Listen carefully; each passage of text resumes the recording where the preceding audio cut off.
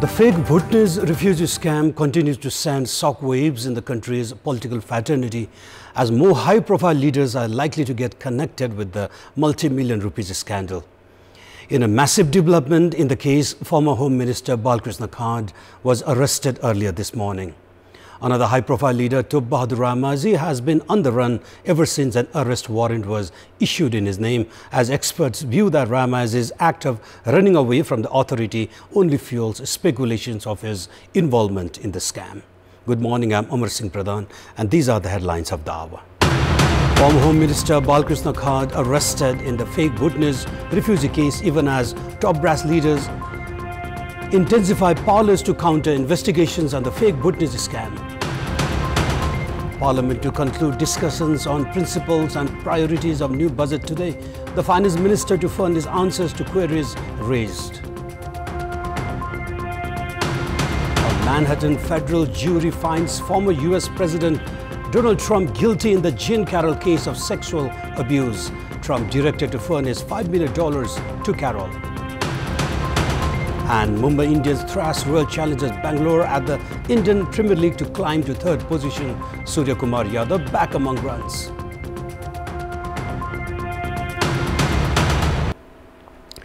Nepali Congress influencer leader and former Home Minister Balkrishna Khad has been arrested in the fake Bhutanese refugee scam.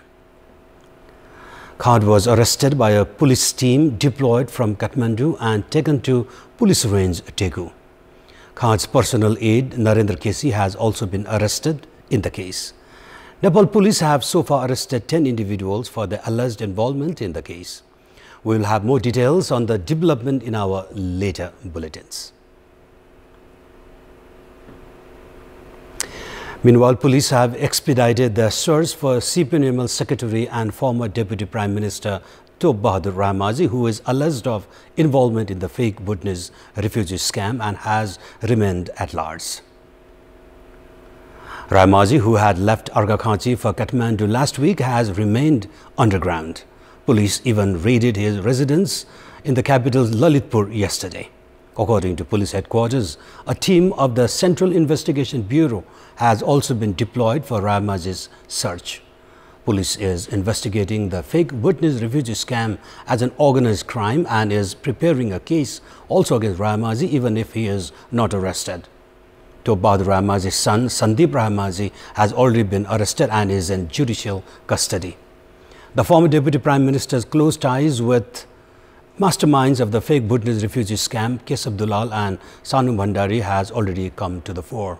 Meanwhile, police have also intensified investigations against Balkrishna Panthi, coordinator of the committee formed to address the issues of Bhutanese refugees after the entity and its members' works were also found suspicious. Investigation is also underway against Panthi and Ganesh Bahadur Kesi, as the committees had added 429 individuals in the list of Bhutanese refugees when it did not have any jurisdiction to do so. Police are recording statements from then Secretary Teknaran Pandey and Indrajit Roy, Security Advisor of erstwhile Minister for Home Affairs Ram Bahadur Thapa, as both are arrested in connection with the case.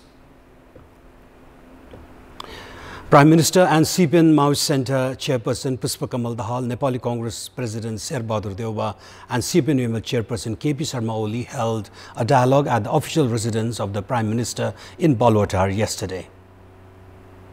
At a time when senior political leaders are being drawn into controversy for their alleged involvement in the fake Bhutanese refugee scam, the meeting between Dahal, Deuba and Oli is being looked at with lenses of suspicion in social media platforms.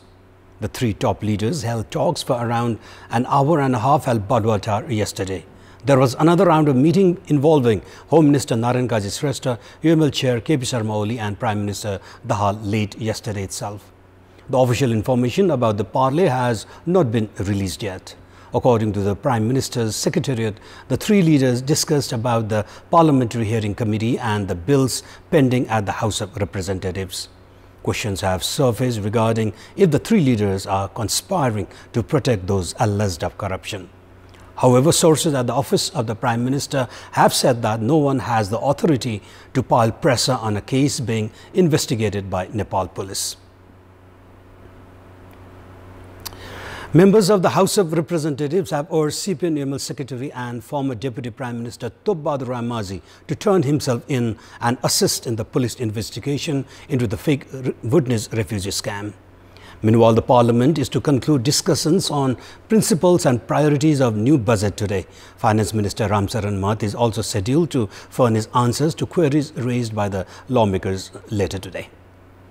Addressing the session of the House of Representatives yesterday, Janata Samajwadi Party's parliamentarian Pradeep Yadav said that absconding only hinted towards Baluwatar's involvement in the scam. He added that the Nepal police had to arrest CPN Secretary and former Deputy Prime Minister Ramaji at the earliest. Parliamentarians also called for actions against everyone involved in the fake witness refugee scam and expressed concern towards the efforts of those involved to protect each other. The Nepali Congress General Secretary and member of the House, Biswaprakash Sharma, said that the state should implement a policy for strong actions against those involved in corruption. Urging to conclude the scam with required procedures, Sharma called for ensuring that actions were taken against the guilty, while those not involved should not be dragged into any controversy. Addressing the 0 hour of the Parliament session, other members of the lower house drew the government attention towards issues of public concerns, including roads, bridges and health facilities, among others. And now time for our segment Public Pulse, where it texts us with their opinion. Public Pulse. And the question is, what's your take on parties not issuing official statement despite the alleged involvement of the leaders in the fake witness refugee scam? Your options are: option A, heights of lack of accountability; option B, fear of leadership being alleged of involvement; and option C, waiting for legal processes. The voting is on. Type in a WS, select your option A, B or C and send it to 34001 to share your opinion with us. And we'll take a short break here. We'll be right back. And in our Public Voice segment, on the occasion of National Law Day yesterday, we have asked people in several provinces what they think of the state of implementation of laws in the country. Let's take a look at what they have to say. Public Voice. राज्य पक्षबाट त यो कानुनलाई अब भन्ने हो भने धजी नै उडाइराखेका छन्। कुनै पनि कारणले होस् बहानाले होस् तपाईको टार्ने काम भइरहेको छ। पहिला मान्छेहरु कानुन देखेर डराउँथे, आज भोलि डराउँदैनन्। अदालतमा चाहिँ हाम्रो फाइलहरु वर्षौंदेखि अड्किने, नेताहरुको चाहिँ ठूला बडाउँदाहरुको चाहिँ फाइल छिनभरमै काम हुने पाइरहेको छ। कमी कमजोरी जुन छ हाम्रो सुधारात्मक जुन छ, हामी सम्पूर्ण कानुन व्यवसायी समेतले हामी लागि परेका छौं। कानुन बनाउने मान्छेले त कानुन मान्दैन भनी अब सबै आफै जान्ने जस्तो गर्छ। कुनै पनि कानुनको परिपालना भएको त मैले देखे छैन। न्याय पाउन अहिले पनि बहुत कठिन छ। ठुला नसुनेको छ नमानेको छ। गरिब जनताहरुले चाहिँ एकदम धेरै कानुनहरु मान्नुपर्छ, फलो गर्नुपर्छ। कानुन त मानेछ तर पहिले जस्तो छैन। धनी वर्गको मान्छेहरु चाहिँ अब भागेर हुन्छ कि कसरी हुन्छ त्यो उम्किने कानुनबाट त्यस्तो चाहिँ छ। ठुलाको लागि कहाँ छ, हाम्रो गरिबको लागि छ। दलितको माथिको कानुनको बारेमा सबै कानुनमा लेखिया छ तर गाउँघरमा लागू भएको छैन। संवैधानिक अङ्गमा बसेका व्यक्तिहरुले र निजामती क्षेत्रमा रहेको कर्मचारीहरुले कानुनको हुबहु पालना गर्दैको भए अहिले यो भ्रष्टाचारहरु बढ्ने थिएन। आफ्नो मान्छे जमाने त्यो कानुन मिचेर काम भइहाल्छ। आफ्नो मान्छे ठाउँमा छैन भने त्यो मान्छे खेर गइहाल्छ। विगतको भन्दा कानुनहरु त प्रयोग भएकै छ, लागू भएकै छ। सानोलाई थिचमिचो छ।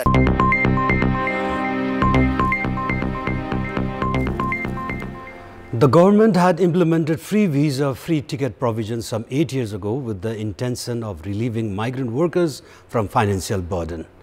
Now the government is preparing to scrap the provision and has formed a task force for a review. The provision was first introduced after complaints from migrant workers headed for Gulf nations and Malaysia were filed, saying that manpower agencies had taken up to ₹500,000 from them for visa processing.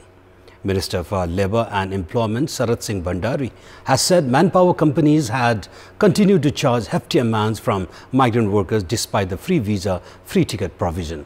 Based on agreements signed with the government of Malaysia, UAE, Jordan, among other nations, employers in these destinations must bear all cost of visa processing and travel for workers from Nepal. Experts have called on the government to monitor the implementation of the agreement and to force similar agreements with other destination countries. Around 2,000 youths leave Nepal every day for employment opportunities abroad. Nepalese working abroad sent home around 1 trillion rupees in remittance amount. The agencies facilitating human resource had staged a sit-in protest at the Department of Foreign Employment for almost 15 days when the government reduced service fees for Gulf nations and Malaysia to 10,000 from a maximum of 80,000 rupees. As the ministry is preparing to scrap the free visa, free ticket provision, experts warn applicants of foreign employment will be burdened with unnecessary financial pressure. And let's move on to international update.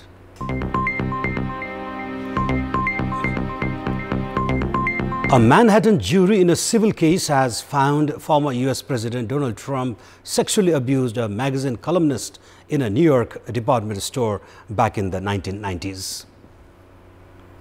But Trump was found not liable for raping Jean Carroll in the dressing room of Bergdorf Goodman. The jury also found Trump liable for defamation for calling the writer's accusations a hoax and a lie. It is the first time Trump has been found legally responsible for a sexual assault. The Manhattan jury ordered Trump to pay her about $5 million in damages. Because the trial was in civil court rather than criminal, Trump will not be required to register as a sex offender. The jury of 6 men and 3 women reached the decision after less than 3 hours of deliberations yesterday. Trump, who denied the accusations, did not attend the 2-week civil trial in the Manhattan federal court. Ms. Carroll, 79, held the hands of both her lawyers as the verdict was read in court and smiled as she was awarded damages by the jury. After the verdict, Trump, aged 76, posted on a social media platform that he had no idea who this woman was and that it was the continuation of the greatest witch hunt of all time. And we have more news coming up, but right now it's time for another short break. And now time for sports update. Sports news. Premier League champions Manchester City just managed to salvage a draw against Spanish giant Real Madrid at the first leg semi-final of the UEFA Champions League. In the match played at Bernabeu, the home team custodian Thibaut Courtois had a field day as he came up with a number of close saves. He came between the strikes of Erling Haaland, Rodri and Kevin De Bruyne, stopping the rampaging Manchester City from taking the lead in the first half that they dominated. However, it was Real Madrid who took the lead with just one shot on target taken by Vinicius Jr. in the 36th minute. Leading by a goal, Real seemed to take things under control in the second half. However, Kevin De Bruyne struck in the 67th minute to level the score. Erling Soumeni missed an opportunity late in the match to put Real Madrid ahead. The second leg semi-final is slated next Wednesday at Etihad Stadium under cash-rich Indian Premier League.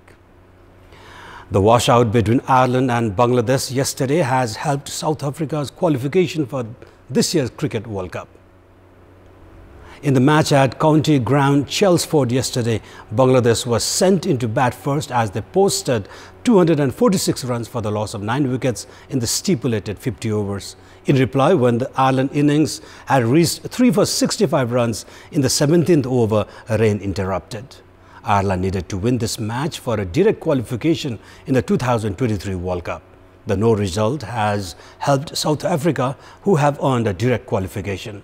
Host India, Pakistan, Australia, New Zealand, England, Bangladesh, Afghanistan have also qualified for the World Cup to be held in India later this year. The global qualifiers in Zimbabwe will select 2 more teams for the World Cup, with the chances of Nepal also in the fray. And time now for weather update.